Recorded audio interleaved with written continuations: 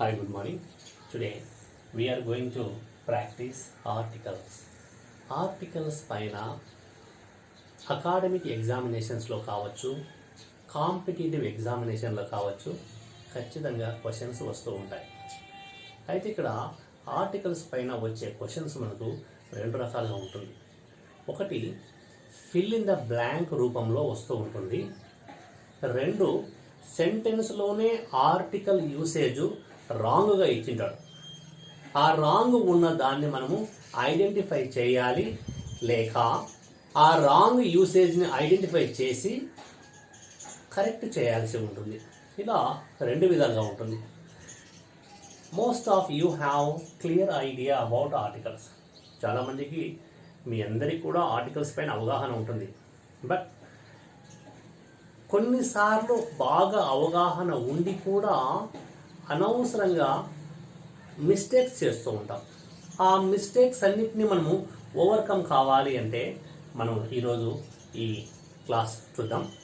జనరల్గా articles can be of two types, definite article, indefinite అని చెప్పేసి మనకు రెండు రకాలుగా ఉంటుంది. డెఫినెట్ ఆర్టికల్ అంటే the, indefinite articles are two ఉన్నాయి, ఏ అండ్. ఇక్కడ డెఫినెట్ ఆర్టికల్ ఫస్ట్ మనం చూద్దాం. డెఫినెట్, మనం ఏదైనా ఒక సబ్జెక్టుని మైండ్లో ఉంచి మాట్లాడుతూ ఉన్నట్లయితే దాన్ని డెఫినెట్ అంటాం. అయితే డెఫినెట్ ఆర్టికల్ని ఏ ఏ సందర్భాల్లో మనం వాడుతూ ఉంటామంటే, ఫస్ట్ వన్ యూనిక్ నేమ్స్ అని కొన్ని ఉంటాయి. ఏంటి ఆ యూనిక్ నేమ్స్? యూనిక్ నేమ్ అంటే ఇక్కడ ఏదైనా కానీ ఒక ఆకారానికి ఒకే పేరు ఉంటుంది. ఆ పేరు అటువంటి ఆకారం ఇంకొక దానికి ఉండదు. అంటే ఏమి, only one name, single name ఏదైతే ఉంటుందో దాన్ని మనము యూనిక్ నేమ్గా పరిగణించవచ్చు. ఫర్ ఎగ్జాంపుల్ మనం కావాలంటే సన్ అనే ఎగ్జాంపుల్ తీసుకున్నాం.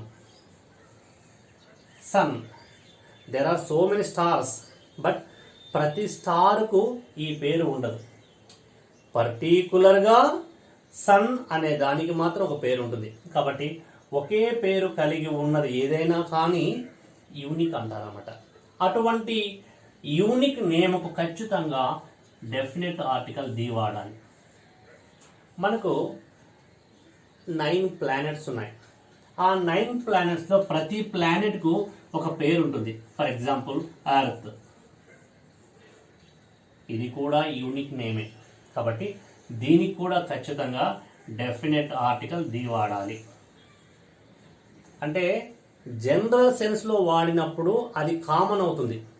బట్ ఏదైనా కానీ ఒకే నేమ్ కలిగి ఉంటే, ఒకే నేమ్ కలిగి ఉన్న వాటికి ఖచ్చితంగా డెఫినెట్ ఆర్టికల్ వాడాలి. ఇక రెండవ సందర్భం ఏంటంటే, నేమ్స్ ఆఫ్ రిలీజియస్ బుక్స్.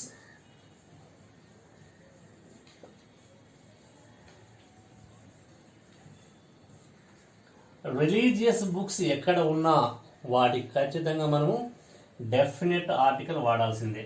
మనం జనరల్గా రామాయణ,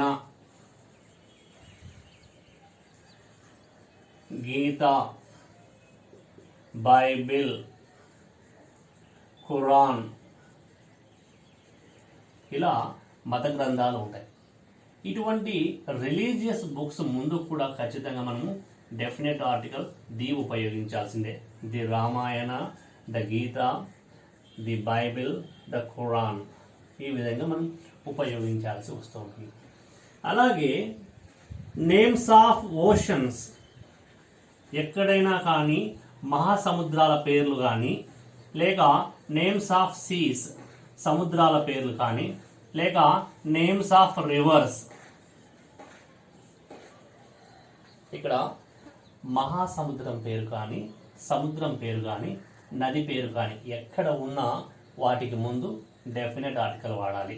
మనం కావాలంటే ది అట్లాంటిక్ అంటాము. సో అట్లాంటిక్ ఓషన్ ఎక్కడ వచ్చినా ది అనే డెఫినెట్ ఆర్టికల్ కావాలి. అలాగే అరేబియా, ది అరేబియన్ సీ. అలాగే కృష్ణా రివర్ అనుకోండి, the Krishna river, the Krishna river ఇలా వాడుతుంటాం. అలాగే మనకు ఫేమస్ బిల్డింగ్స్ ఉన్నాయనుకోండి, ఆ ప్రతి ఫేమస్ బిల్డింగ్కి ఒక పర్టికులర్ పేరు ఉంటుంది. సో ఆ ఫేమస్ బిల్డింగ్స్ అన్నిటి కూడా మనము డెఫినెట్ ఆర్టికల్తో వాడుతున్నాం. అంటే for example the Taj Mahal, the Charminar,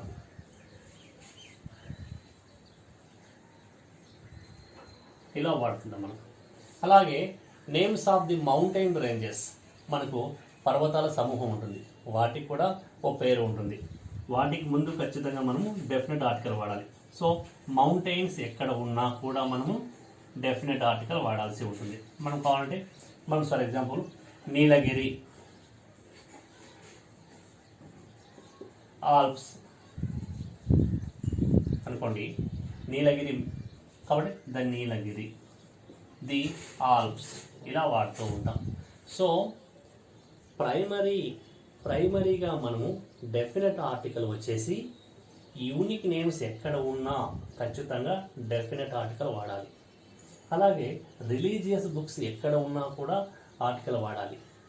names of the oceans, names of the seas, names of the rivers ఎక్కడ ఉన్నా వాటికి ముందు ఖచ్చితంగా ఆర్టికల్, డెఫినెట్ ఆర్టికల్ వాడాలి.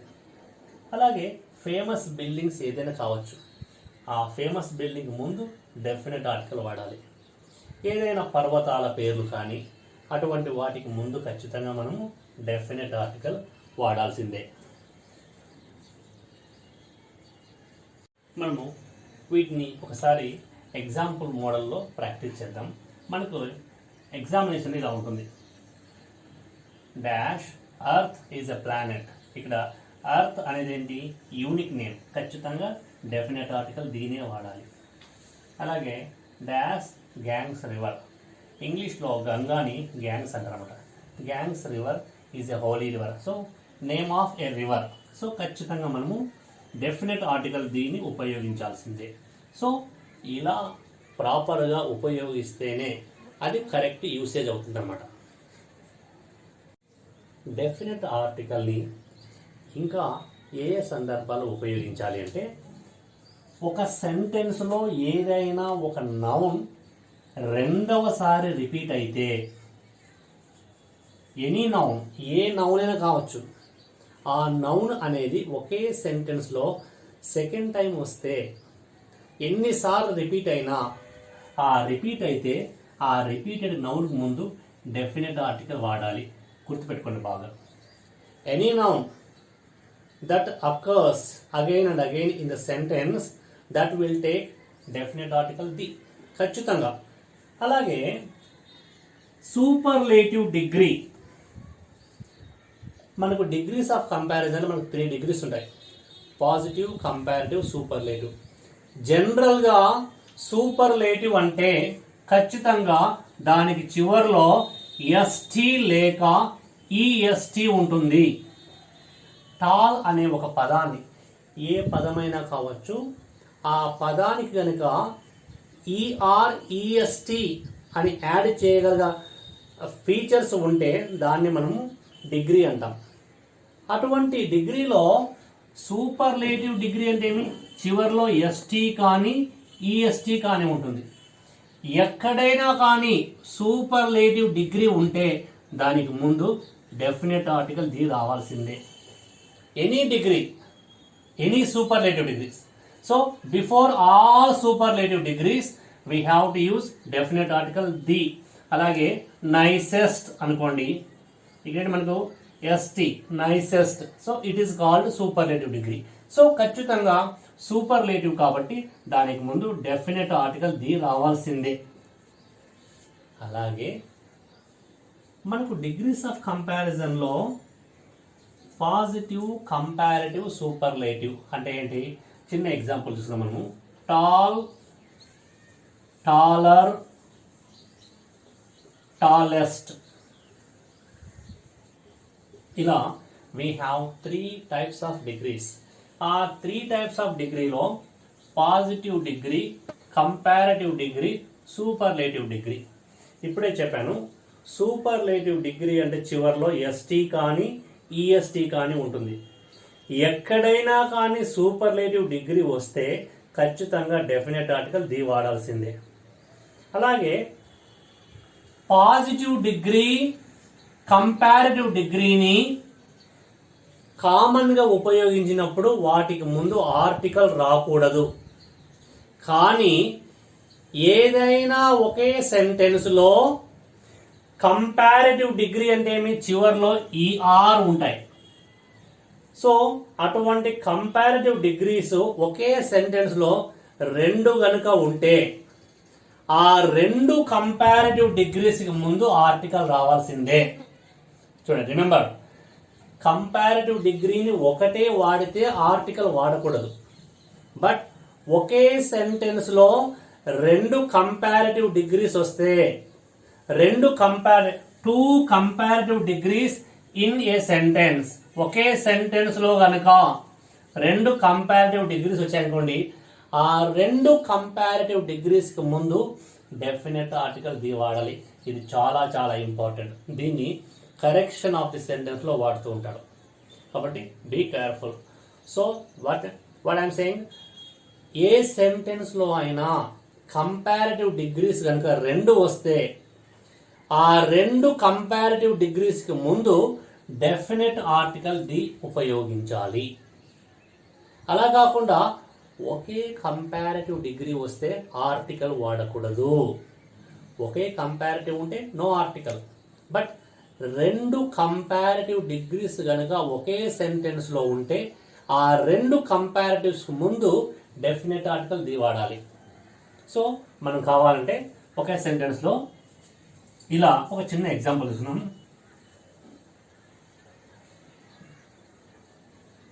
Hire you climb, colder you get. ఇక్కడ మనకు here we have a beautiful sentence. ఇక్కడ చూడండి, dash higher you climb, dash colder you get. అంటే ఏంటి, ఇక్కడ హయ్యర్ అనే పదానికి చివరిలో ER, it is a comparative degree.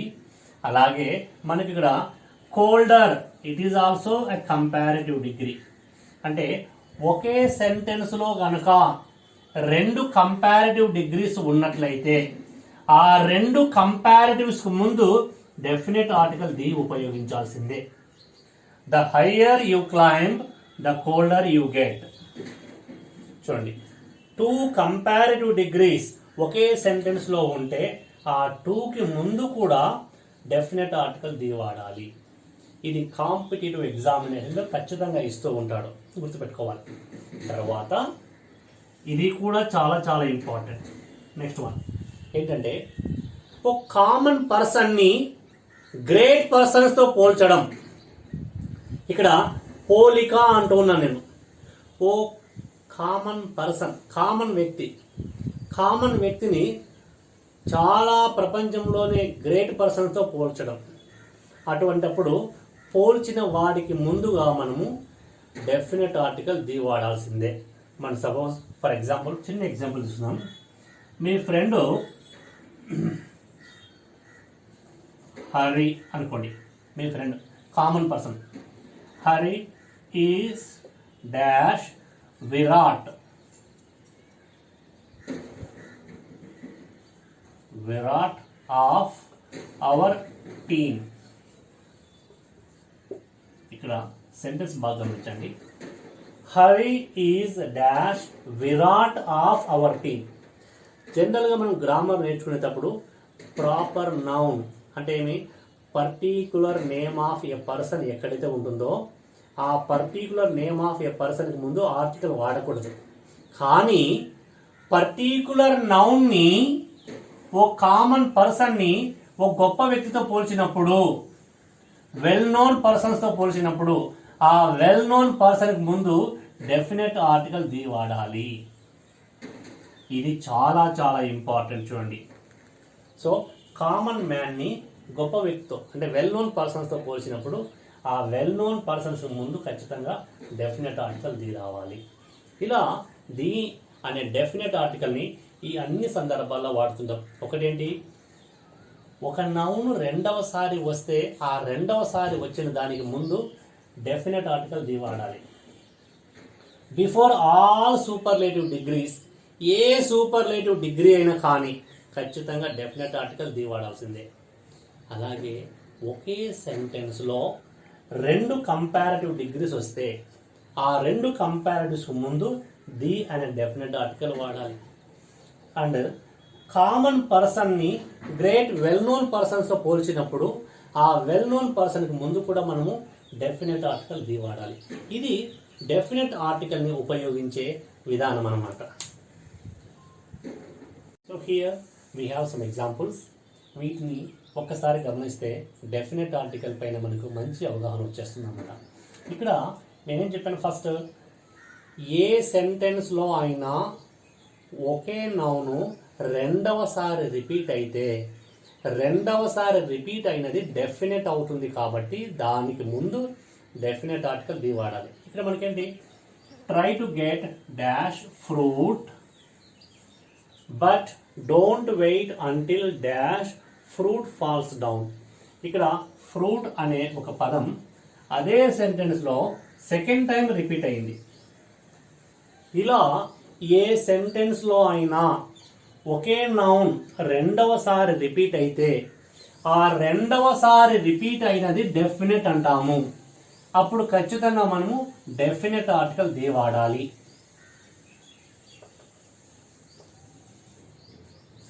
ఒక సెంటెన్స్లో నౌన్ స్టార్టింగ్లో వాడినప్పుడు ఇది ఇండెఫినెట్ కాబట్టి దీనికి స్టార్టింగ్లో ఉండే సౌండ్ని బేస్ చేసుకొని ఆర్టికల్ వాడతాం.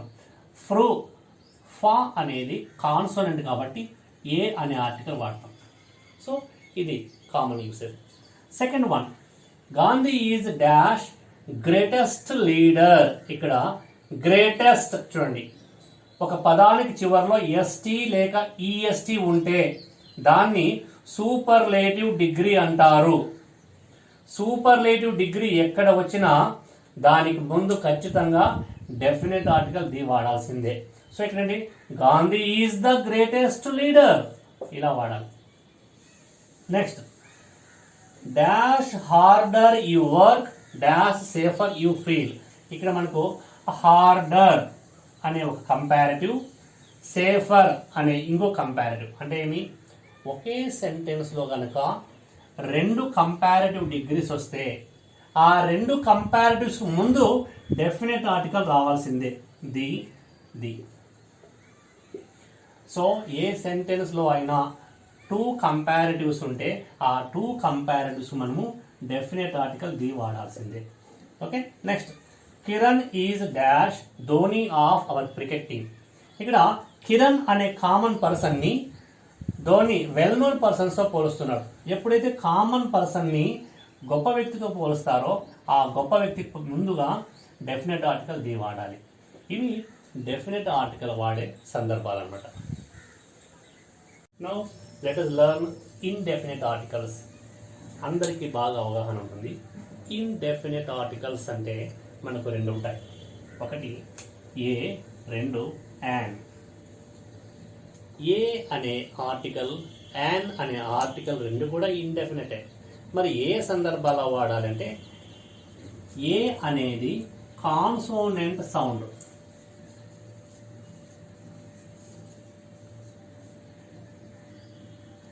యాన్ అనే ఆర్టికల్ను మనము ఓవెల్ సౌండ్. ఇక్కడ ఒక చిన్న డిఫరెన్స్ చూడండి. ఇండెఫినెట్ అనే article is used based on the initial sound. కేవలం సౌండ్ని ఆధారంగా చేసుకొని ఇండెఫినెట్ వాడుతూ ఉంటాం. ఏ సౌండ్స్ ఉంటాయంటే మనకు ఇంగ్లీష్లో 2 సౌండ్స్ ఉంటాయి, కాన్సోనెంట్ సౌండ్స్, ఓవెల్ సౌండ్స్. మరి ఇంగ్లీష్లో ఉన్నటువంటి ఓవెల్ సౌండ్స్ మనము టెక్నికల్గా చదివితే ఇంగ్లీష్లో ఉన్నటువంటి ఓవెల్ సౌండ్స్ 20 ఉంటాయి. కన్ఫ్యూజ్ కావద్దండి. ఇంగ్లీష్లో ఉన్న ఓవెల్ సౌండ్స్ అన్నీ కూడా 20 ఉంటాయి. ఆ 20 ఓవెల్ సౌండ్స్ను 5 పదాలు రెఫర్ చేస్తూ 5 లెటర్స్. ఆ 5 లెటర్స్ ఏంటంటే మీకు బాగా ఐడియా ఉంటుంది. ఏ, ఈ, ఐ, ఓ, ఆ. ఇక్కడ చూడండి, ఓవెల్ సౌండ్స్ టోటల్గా మనకి 20 ఉంటాయి ఇంగ్లీష్ ఫోనెటిక్ రూల్ ప్రకారం. అయితే ఆ ఇంగ్లీష్ ఫోనెటిక్ రూల్స్ ప్రకారం మనం ఏంటంటే ఈ 5 లెటర్స్ తీసుకోండి. ఈ 5 లెటర్స్ని ఎలా మనం ఊహించుకోవాలంటే, ఫర్ ఎగ్జాంపుల్ ఏ,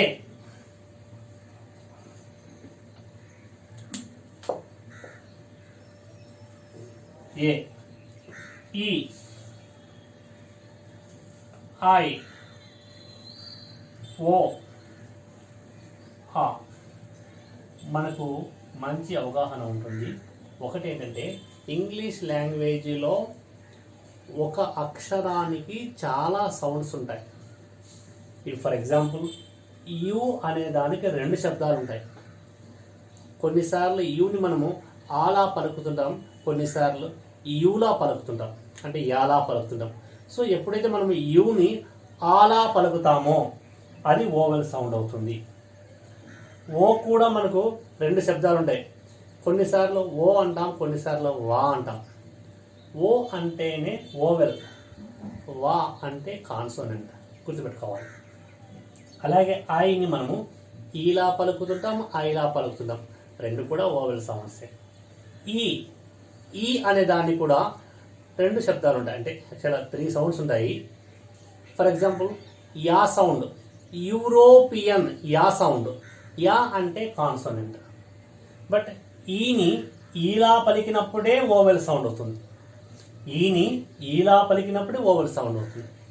ఏని మనము ఏ అంటాం, ఆ అంటాం, 2 కూడా ఓవెల్ సౌండ్సే. సో మీరు గుర్తుపెట్టుకోవాల్సింది ఒకటే, ఎక్కడైనా ఒక పదం స్టార్టింగ్లో ఏ, ఈ, ఐ, ఓ, ఆ ఉంటే చాలు, దాన్ని ఓవెల్ సౌండ్ అంటారు.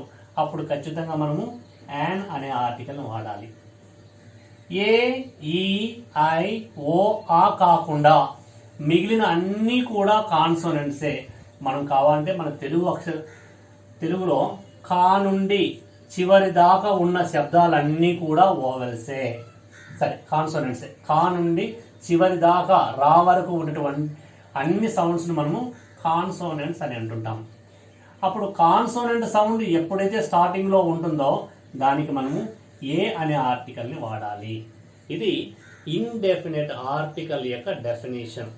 మనము జస్ట్ ఒక పదం స్టార్టింగ్లో ఉన్న సౌండ్ని బేస్ చేసుకోవాలి, అప్పుడే మనం కరెక్ట్గా ఆన్సర్ చేస్తాం. ఫర్ ఎగ్జాంపుల్ మనము ఒక చిన్న వర్డ్ తీసుకున్నాం, యూనియన్, అంబ్రెల్లా.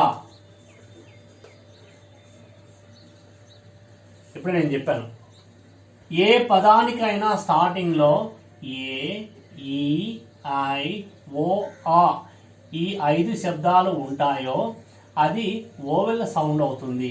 అప్పుడు ఖచ్చితంగా మనము యాన్ ఉపయోగించాలి. ఈ 2 వర్డ్స్ మనం చూద్దాం.